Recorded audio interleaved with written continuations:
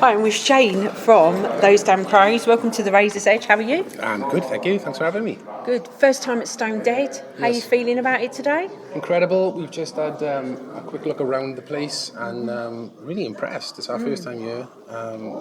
Beautiful weather. Just can't wait to get on stage and do our thing. Yeah, because you've played a lot of the bigger festivals before, obviously, and you're not a smaller, but it's a bit more community feel here today, Yes. isn't it? Yeah, but genuinely love that vibe. We always have. We have been lucky to do the bigger festivals quite recently, but these were the festivals we were doing a few years ago, and to be now back on such a higher up in the lineup is just a wonderful feeling. Because there's loads of people that are here that have been with us since day one of the band. So it's wonderful, absolutely lovely. It's like doing a show with a family. Do you know what I mean? It's like family and friends. It's amazing. I've just interviewed these Wicked Rivers, and you mentioned a lot. Oh wow, they're great guys, absolutely great guys. Yeah. So and much obviously you're the main support today to Schenker. I mean, how's that feel? It's not a bit bad of a thing. legend. It's not a bad thing, is it? It's unbelievable. I think we just saw him literally 10 minutes ago. He just arrived. So bit starstruck. Well, it's nice, isn't it? It is, yeah. It's nice to be on those posters with the guys that have been there, done it, been so successful. Hopefully a little bit of that rubs off, So. Yeah, and I mean, you've had a journey over a couple of years getting to the point you're at, and it's really difficult at the minute, isn't it, for a lot of people in the industry? Yes. So it must be really affirming when you're billed under that name on the poster. It really is, and we said on the way up, we do feel privileged. We don't take it for granted. We work hard, absolutely, but it is wonderful to be put on these bills, and like you said, the industry is really quite difficult. There's a lot of festivals that just cancelled recently, and we were on.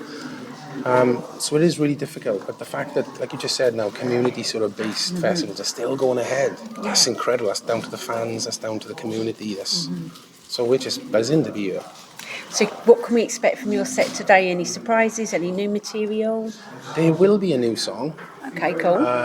We've been doing it for the past 3 shows. The song should have been out by now, but just a few things with the label, and they wanted to get it right and stuff. So we'd already done the set thinking that the song was going to be out, but it hasn't. So we were like, do we not play it and wait for it to come out? But we were just like, we've been itching to play new music for so long. So let's just do it. So we're going to do it today. Good, and we look forward to it. Thank you.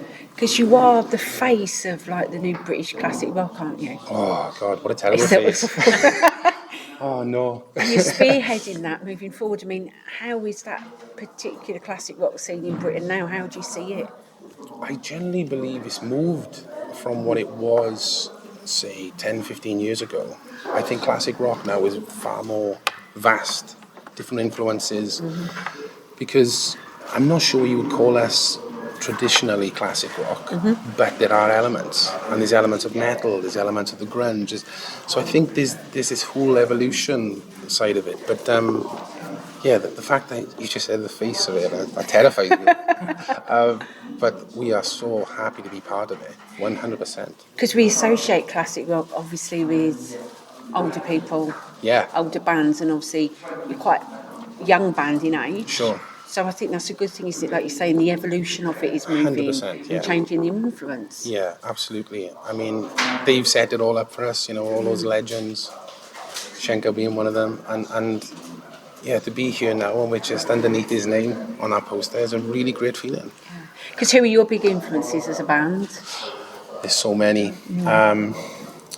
We were 90s kids, so Pearl Jam, Nirvana. I know a lot of rock people will be like, that's what killed rock. But we love the big sort of rock bands like Aerosmith, all the American sort of bands. We loved all that, Green Day, but the classic rock, where they've always got the big choruses in classic rock.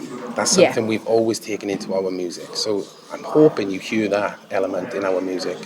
It's definitely on the new album, I'll tell you that. Well, Point of No Return was quite a breakthrough album. Yeah. How are you guys going to be following that, or are you going to be experimenting and maybe trying different sounds with the next album? The next album's done. It's recorded. It sounds amazing. It's definitely again evolved. there's a we were with a producer this time around who got the concept of what I was trying to get across. It's the life and death, it's the light and dark thing. It's a I can't say balance, too isn't much. it? Yeah. That's the exact words. You're absolutely right. And sometimes that balance can, tip the scales, and you could be in a bad place, you could be in a great place. So, believe it or not, trying to find or describe that sonically, Right. that is quite difficult. But I think we've managed to do it. It's something, whether it be a hard track or a slow track. There's this lingering, distant, sonically encapsulating vibe.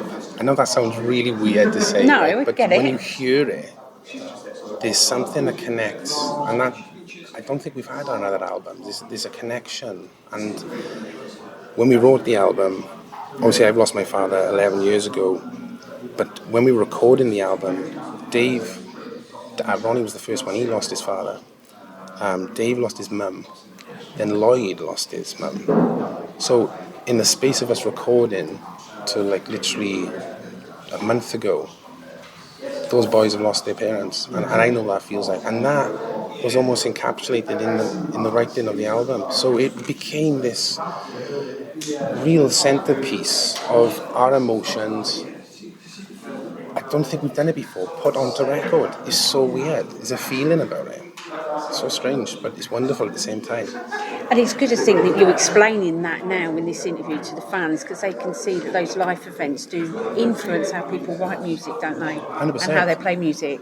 I've always said it, albums are literally those elements of time, they encapsulate that time.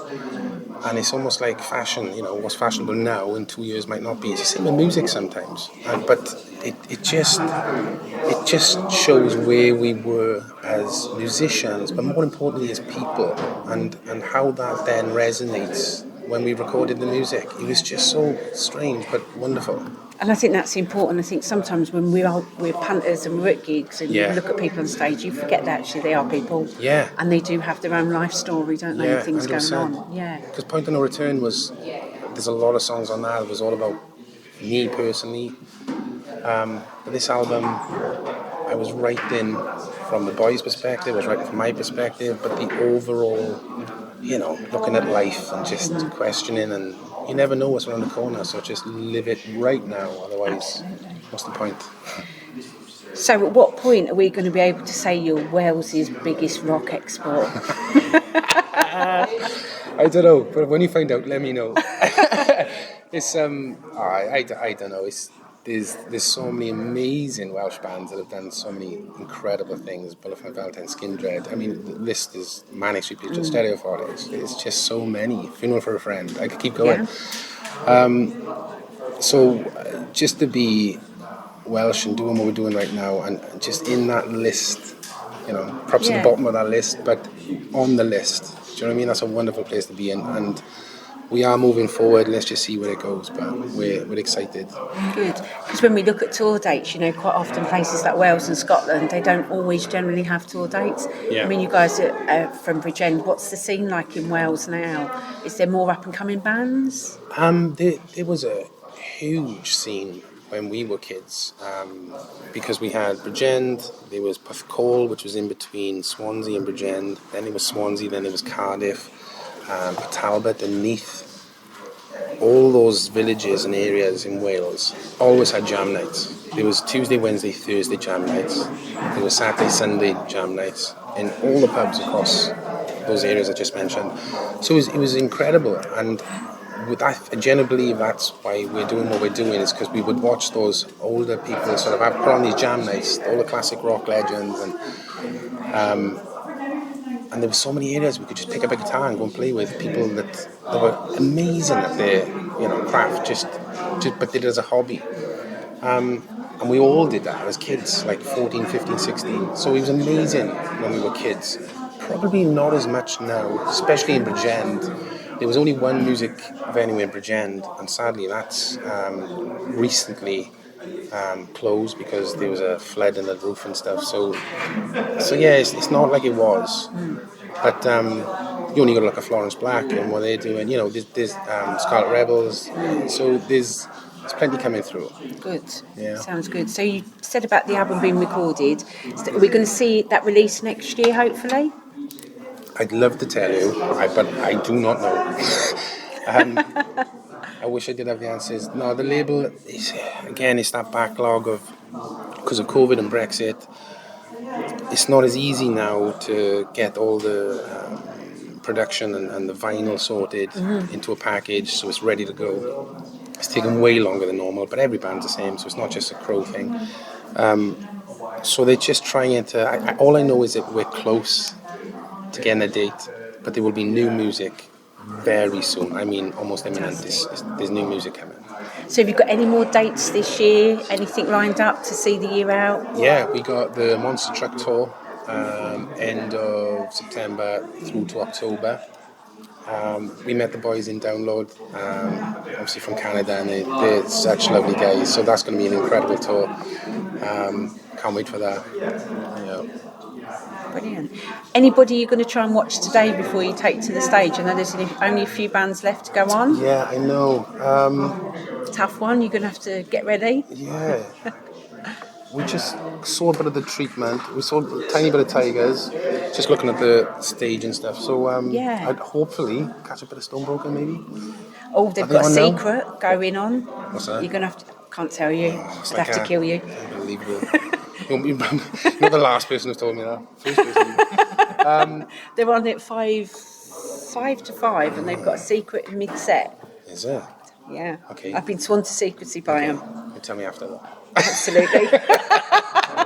Well, it's been lovely to talk to you, Shane. You We too. look forward to seeing you on the next Tory Monster Truck. Amazing. Thank Brilliant. you. Thank you so much. Thanks Cheers.